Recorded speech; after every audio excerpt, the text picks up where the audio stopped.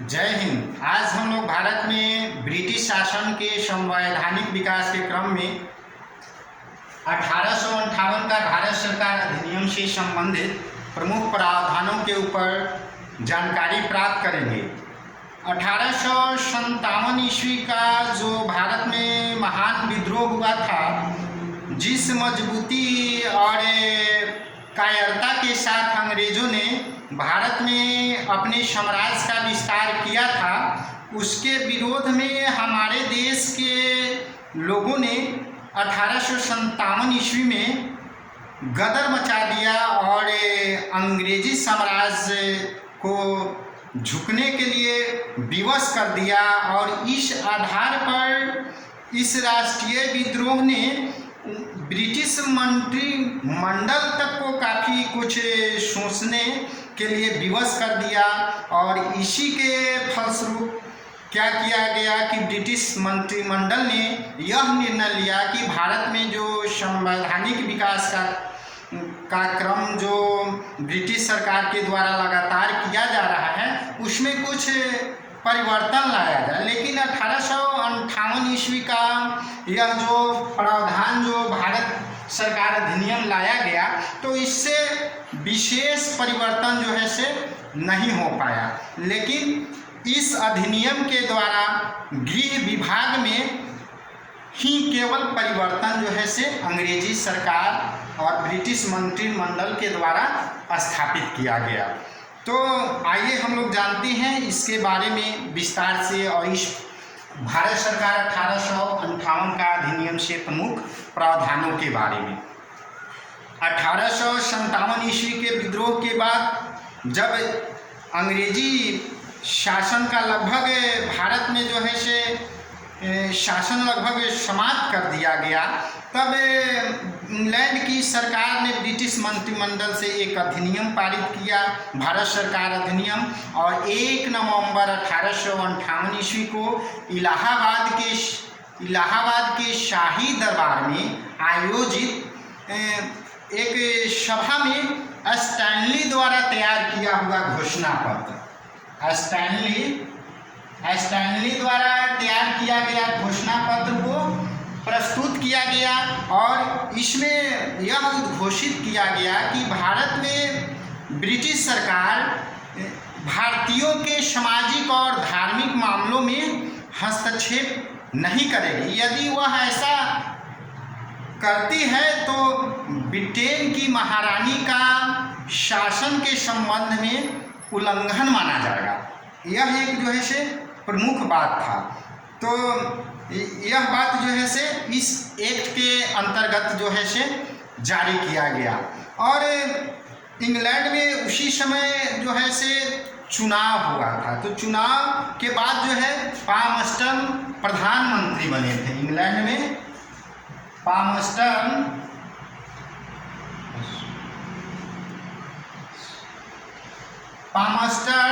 प्रधानमंत्री बने थे। तो उन्होंने कहा कि भारत में शासन से संबंधित जो भी संचालन हो रहा है, उसमें जो है से क्या किया जाएगा कि बदलाव किया जाएगा और कंपनी के अधीन भारत में शासन संचालित नहीं होगा।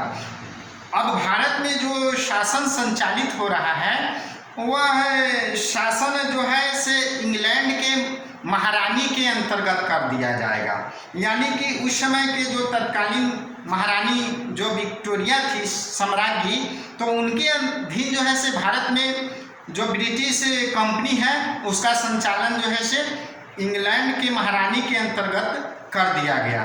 तो यह जो है से प्रमुख जो है से प्रावधान के अंतर्गत ही लाया गया भारत सरकार 1858 के अधिनियम के अंतर्गत।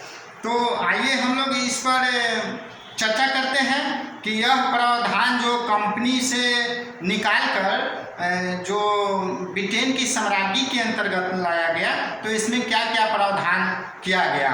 इस अधिनियम का उस समय जो है से ब्रिटिश कंपनी के जो अध्यक्ष थे, आपको ब्रिटिश कंपनी के जो सदस्य थे रॉस मेगल्स और स्टुअर्ट, तो उन्होंने इसका विरोध किया। लेकिन फिर भी जो है से यह प्रावधान जो है से लाया गया। तो इसमें हम लोग जानेंगे इसमें क्या किया गया कि जो कंपनी था ब्रिटिश ईस्ट इंडिया कंपनी, तो उसका जो है से शासन जो था भारत में, जो शासन उसके द्वारा जो संचालित हो रहा था उसे पूर्णतः समाप्त कर दिया गया। वह एक निजी कंपनी मात्र बनकर जो है से रह गई। तो यह प्रमुख जो है से प्रावधान लाया गया और कंपनी का जो शासन था वह इंग्लैंड की महारानी के अधीन कर दिया गया, यानी क्राउन के अधीन कर दिया गया। यह भारत सरकार अधिनियम के अंतर्गत लाया गया, यानी कि बोर्ड ऑफ कंट्रोल और बोर्ड ऑफ डायरेक्टर्स के समस्त अधिकार समाप्त कर ब्रिटिश क्राउन के अंतर्गत जो है से शासन को संचालित करना शुरू कर दिया गया। तो यह प्रावधान लाया गया। फिर इसके अंतर्गत क्या किया गया कि जो वायसराय था, जो तो इस पद को सृजित किया गया वायसराय का।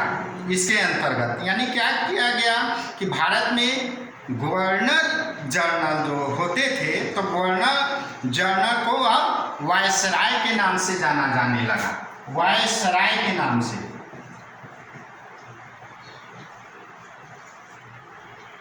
वायसराय, और वायसराय का मतलब जारी किया गया कि राज मुकुट का प्रतिनिधि कहा गया।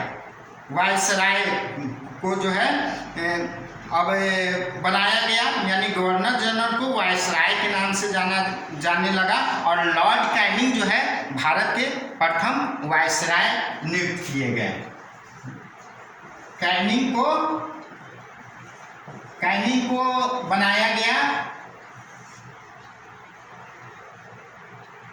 कैनिंग को गवर्नर जनरल के अंतर्गत जो है से वायसराय होने का प्रथम बार जो है से क्या किया गया कि नियुक्त किया गया।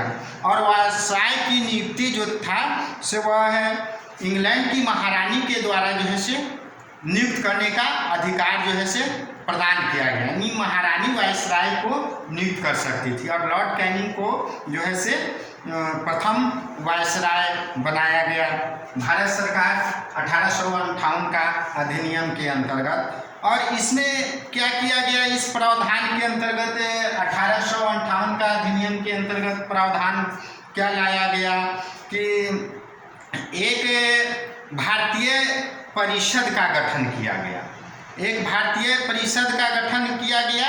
और एक परिषद को जो लाया गया, भारतीय परिषद का जो गठन हुआ, उसका संचालन जो है से भारत सचिव के द्वारा किया जाने लगा, यानी भारत सचिव का पद जो है से सृजित किया गया। और भारत सचिव या भारत राज्य सचिव, भारत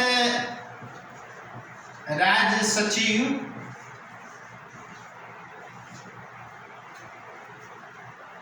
महारानी के, यानी कि विशेष जो होते थे भारत में प्रशासन के संचालन करने के लिए जो है से नियुक्त किया गया महारानी के अंतर्गत, यानी कि इंग्लैंड के अंतर्गत ब्रिटिश मंत्रिमंडल के अंतर्गत भारत में जो शासन का संचालन होगा वह भारत के राज्य सचिव के द्वारा होगा। और इस राज्य सचिव के द्वारा जो है से शासन में संचालन के लिए एक भारतीय परिषद का गठन किया गया।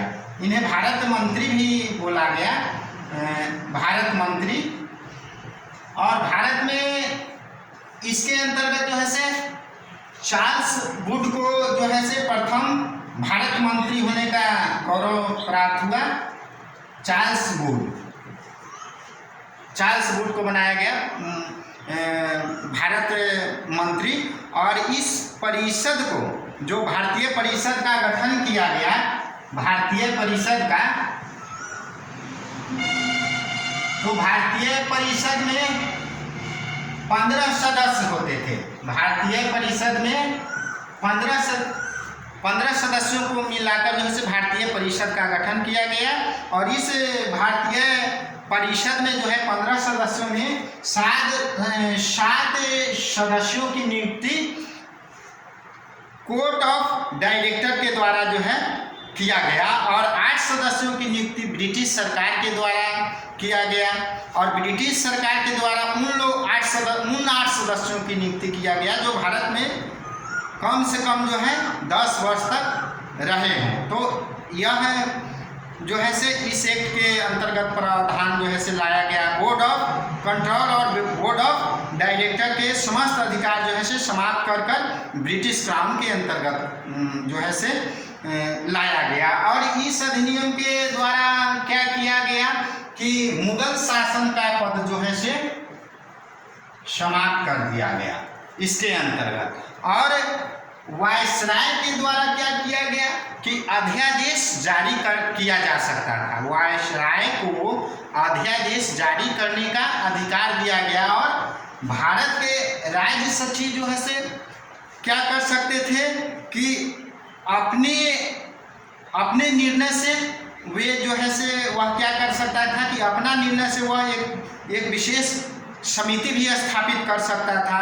और विशेष समिति जो है से क्या कर सकता था कि जांच कर सकता था। उस आधार पर जो है से भारतीय सिविल सेवा का गठन किया गया। और भारतीय सिविल सेवा का जो है से गठन करने का प्रावधान लाया गया। भारतीय सिविल सेवा का गठन जो है से किया गया। और जो प्रशासन के लिए जो भी नियुक्ति का आधार होगा उसका आधार जो है से योग्यता होगा। यानी भारतीयों और अंग्रेजों को नियुक्त करते समय योग्यता का ध्यान रखा जाएगा। यह प्रावधान भी इसी अधिनियम के द्वारा लाया गया। इस अधिनियम के द्वारा क्या किया गया कि जो भारत में जो भी शासन का जो संचालन जो है से इंग्लैंड के द्वारा जो संचालित किया जा रहा था उसमें किसी भी प्रकार से धार्मिक और सामाजिक मामलों में हस्तक्षेप नहीं करने का जो है से प्रावधान को जो है से लाया गया। यानी कि भारतीयों के सामाजिक और धार्मिक मामलों में हस्तक्षेप नहीं करना था, नहीं तो भारत में उसी प्रकार का आक्रोश जो है से 1857 ईस्वी के जैसा जो है से पुनः पैदा हो सकता है। यह अंग्रेजों को खौफ हो गया था कि वैसा ही मामला जो है से फिर तूल पकड़ सकता है। तो यह जो है से प्रावधान जो है से लाया गया इस एक्ट के अंतर्गत। इस एक्ट के अंतर्गत क्या किया गया 1858 ईस्वी के एक्ट के द्वारा कि भारतीयों को किसी भी तरह से आंदोलन को आगे बढ़ावा देने से रोकना था। यह जो है से खौफ 1857 के विद्रोह के द्वारा अंग्रेजों के दिलो दिमाग में बैठ गया था। तो इसीलिए जो है से 1858 का भारत सरकार जो है से अधिनियम लाया गया जिसमें इंग्लैंड की तत्कालीन तौर पर जो है से शासन का संचालन जो है से भारत सचिव के द्वारा लाने का प्रावधान जो है से इस एक्ट के द्वारा लाया गया। तो यही था भारत सरकार 1858 ईस्वी का अधिनियम।